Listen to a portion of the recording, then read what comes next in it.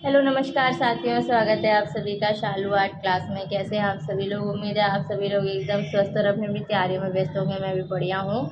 तो चलिए फिर आज के अगले विस्तार के साथ कुछ और महत्वपूर्ण प्रश्नों पर प्रकाश डाल देते हैं। ध्यान से देखिएगा बिना स्किप किए। जो लोग चैनल पर नए हैं सब्सक्राइब करके बेल आइकन ज़रूर दबा लें और सिलेक्ट कर लीजिएगा, जिससे मेरा कोई भी वीडियो लेटेस्ट आप तक तुरंत पहुँचे। चलिए फिर स्टार्ट करते हैं। तो चलिए अपने जो है महत्वपूर्ण प्रश्नों के सफर में आगे बढ़ते हैं। कांगड़ा शैली का उत्कर्ष काल है तो ऑप्शन नंबर सी 1786 से 1805 ईस्वी। इसका थोड़ा सा जो है व्याख्या पढ़ लेते हैं। कांगड़ा शैली का उत्कर्ष काल 1786 से 1805 ईस्वी के मध्य राजा संसार चंद के शासनकाल में रहा। इस काल में काफ़ी संख्या में स्वर्णकार, कर्मकार, कुविंदकों एवं सूत्रग्राही आदि हस्तशिल्पकारों ने भी राज्याश्रय पाकर कांगड़ा शैली को आगे बढ़ाया। इसके कुछ अन्य महत्वपूर्ण तथ्य भी देख लेते हैं। परखू राजा संसारचंद के दरबार का सर्वाधिक निपुण चित्रकार था। इसके अतिरिक्त खुशाला, मानकू, कुशनलाल व फत्तू आदि कांगड़ा शैली के प्रमुख चित्रकार थे। अगला प्रश्न है, कांगड़ा चित्र शैली का प्रमुख चित्रकार कौन था? तो कुशनलाल था। ऑप्शन नंबर ए सही हो जाएगा। अगला प्रश्न है, कांगड़ा चित्रकला का विषय नहीं है तो पंचतंत्र नहीं है। ऑप्शन नंबर सी सही हो जाएगा। बाकी के नोट कर लीजिएगा, बाकी सब हैं। इसकी व्याख्या पढ़ लेते हैं।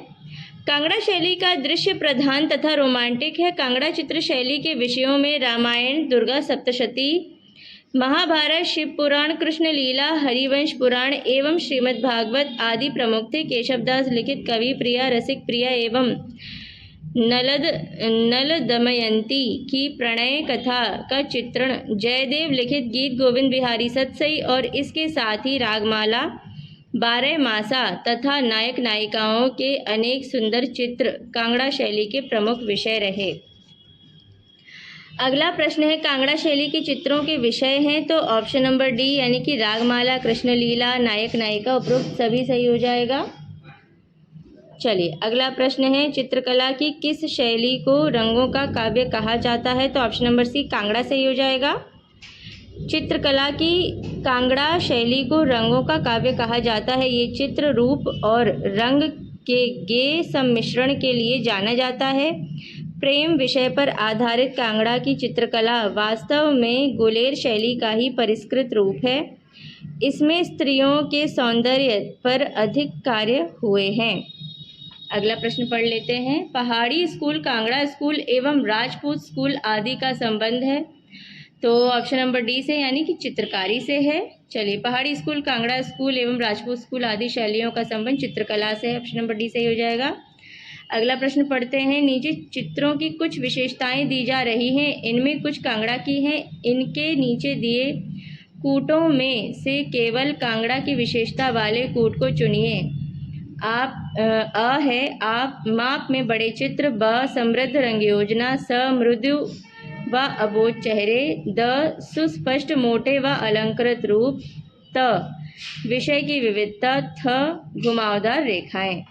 तो इनमें जो है हमारा ऑप्शन नंबर सी यानी कि ब स त थ तो क्या क्या हो जाएगा? समृद्ध रंग योजना, मृदु व अबोध चेहरे, उसके बाद में आएगा आपका विषय की विविधता और फिर था घुमावदार रेखाएं। नोट कर लीजिए अच्छे से। तो इसकी थोड़ी सी व्याख्या पढ़ लेते हैं। कांगड़ा चित्रों की विशेषताओं में चित्र लघु आकार में बने हैं। कांगड़ा शैली में अमिश्रित रंगों का प्रयोग हुआ है। हल्के रंगों के अधिक प्रयोग में चित्रों में ओज और कोमलता की अत्यधिक वृद्धि हो गई। स्त्री तथा पुरुष दोनों के ही अंगों में यथोचित गोलाई एवं सुडौलता है। विषय की विविधता, घुमावदार रेखाएं, सोने व चांदी के रंगों का प्रयोग आदि भी कांगड़ा शैली की विशेषताएं हैं। अगला प्रश्न है, बसोहली शैली से बसोहली के चित्र किस संग्रहालय में सुरक्षित हैं? तो पंजाब यानी कि ऑप्शन नंबर ए सही हो जाएगा। इसकी थोड़ी सी व्याख्या पढ़ लेते हैं। बसोहली शैली के चित्र पंजाब के विभिन्न संग्रहालयों में सुरक्षित हैं। वर्तमान में बसोहली रावी घाटी में स्थित एक छोटा सा नगर राज्य है जो वर्तमान में जम्मू के कठुआ जिले के अंतर्गत आता है। कुल्लू राजवंश के राजकुमार राजा भोपाल बसोहली राज्य का संस्थापक था। कृपाल पाल बसोहली कला के संरक्षक व प्रवर्तक माने गए हैं। अगला प्रश्न है, राजा कृपाल पाल जो कि 1678 से 1731 के बीच में थे, के पहाड़ी चित्रों के प्रमुख संरक्षक थे। तो ऑप्शन नंबर ए यानी कि बसोहली स्कूल के संरक्षक थे वो। अगला प्रश्न है, बसोहली क्षेत्र आज किस राज्य के अंतर्गत है? तो यह जम्मू कश्मीर के अंतर्गत है। ऑप्शन नंबर बी सही हो जाएगा। अगला प्रश्न है, बसोहली शैली में चित्रित गीत गोविंद के कलाकार कौन है? तो देवीदास, रांझा, मनोहर। उपरोक्त में से कोई नहीं, मतलब इनमें से कोई भी नहीं है गीत गोविंद के। आप लोग कमेंट में बताइए कि कौन है गीत गोविंद के जो बसोहली शैली में चित्रित है। चलिए इसकी व्याख्या में देख लेते हैं। बंगाल के अमर कवि जयदेव द्वारा लिखित गीत गोविंद को बसोहली शैली में चित्रित करने का श्रेय चित्रकार मानकू को प्राप्त है। 1730 ईस्वी में बना चित्र गिरि गोवर्धन बसोहली शैली के उत्कृष्ट चित्रों में से एक है। अगला प्रश्न है, गीत गोविंद के चित्र किस शैली में बने हैं? तो बसोहली में बने। ऑप्शन नंबर डी सही हो जाएगा। चलिए हमारा नेक्स्ट क्वेश्चन है, गीत गोविंद के चित्र किस शैली में बने हैं? तो बसोहली शैली में बने। ऑप्शन नंबर डी सही हो जाएगा। लोक कला पर कौन सी शैली आधारित है? तो यह बसोहली है। ऑप्शन नंबर डी सही हो जाएगा। बसोहली चित्र शैली लोक कला शैली पर आधारित थी। बसोहली शैली में कश्मीर की भित्ति चित्र शैली, लंबे अरसे से चली आ रही लोक कला शैली और राजस्थानी व मुगल शैली का समन्वय दिखाई पड़ता है। इन शैलियों के प्रभाव से बसोहली में एक मिश्रित शैली का विकास हुआ। इसके कुछ अन्य महत्वपूर्ण तथ्य भी हैं। बसोहली शैली में चित्रों को चमकदार बनाने के लिए उन पर कीटों के पंखों का प्रयोग किया गया है। नम्रपादप का चित्रण बसोहली शैली के बहुत से चित्रों में किया गया है। चलिए अगला प्रश्न है, पहाड़ी चित्रकला में रसमंजरी का अंकन किस शैली में हुआ? तो बसोहली शैली में। ऑप्शन नंबर डी सही हो जाएगा। अगला प्रश्न, इसकी थोड़ी सी पहले व्याख्या देख लेते हैं। रसमंजरी का अंकन बसोहली चित्र शैली में किया गया है। कृपाल पाल के समय के मुख्य चित्रकार भानुदत्त ने रसमंजरी की एक सचित्र प्रति की रचना की, जो इस शैली की सबसे पहली चित्रित प्रति है। बसोहली शैली का सर्वोत्तम विकास कृपाल पाल के समय हुआ। इसका एक नोट है, डॉक्टर हरिश्चंद्र वर्मा के अनुसार रसमंजरी के पृष्ठों को प्रसिद्ध चित्रकार देवीदास ने चित्रित किया था, जो कि बसोहली चित्रकला शैली का सबसे पुराना ऐसा नमूना है जिसकी तिथि ज्ञात है। चलिए अब हम पढ़ेंगे कंपनी शैली के बारे में, जो कि पटना कलम शैली भी कहलाती है। तो चलिए इसका पहला प्रश्न है, पटना कला शैली का विकास किन दो कला शैलियों के सम्मिश्रण से हुआ? तो यहाँ पे हमारा ऑप्शन नंबर ए यूरोपीय एवं भारतीय शैली सही हो जाएगा। इसकी थोड़ी सी व्याख्या देख लेते हैं। साइड में जो है परीक्षा की आई हुई परीक्षा की डेट लिखी रहती है, आप लोग ज़रूर देखा कीजिए, इससे पता चलता है कि क्वेश्चन कितना महत्वपूर्ण है।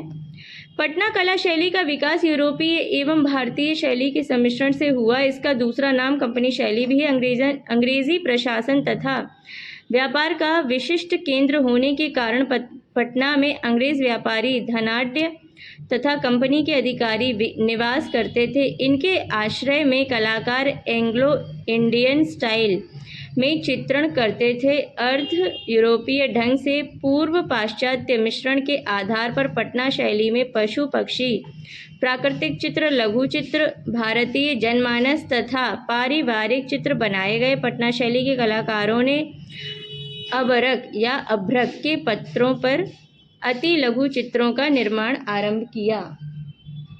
चलिए अगला प्रश्न है, पटना शैली चित्रों का दूसरा नाम क्या है? तो कंपनी शैली। ऑप्शन नंबर ए सही हो जाएगा। अगला प्रश्न है, कंपनी शैली के भारतीय केंद्रों में प्रसिद्ध है? तो पटना प्रसिद्ध। ऑप्शन नंबर सी सही हो जाएगा।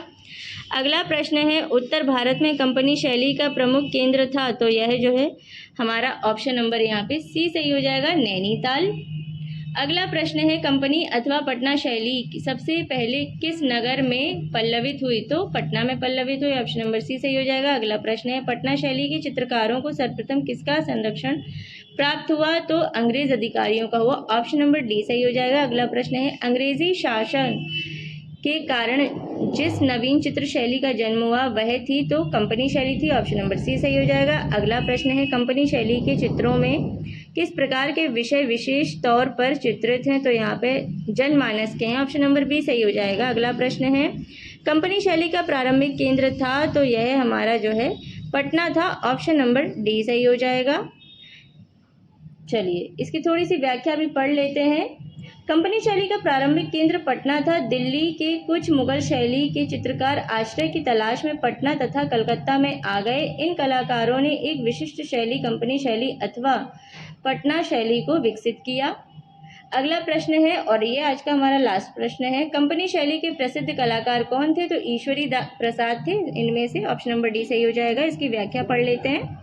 कंपनी शैली के प्रमुख चित्रकार ईश्वरी प्रसाद वर्मा, सेवक राम, हुलास लाल, शिवलाल, जय राम दास, झूमक लाल तथा फकीरचंद आदि थे। इसके कुछ अन्य महत्वपूर्ण तथ्य भी पढ़ लेते हैं। वाराणसी के महाराजा ईश्वरी नारायण सिंह ने पटना शैली के दो प्रसिद्ध चित्रकारों लालचंद तथा गोपालचंद को संरक्षण प्रदान किया था। वे दोनों कलाकार पटना शैली में व्यक्ति चित्र बनाने में कुशल थे।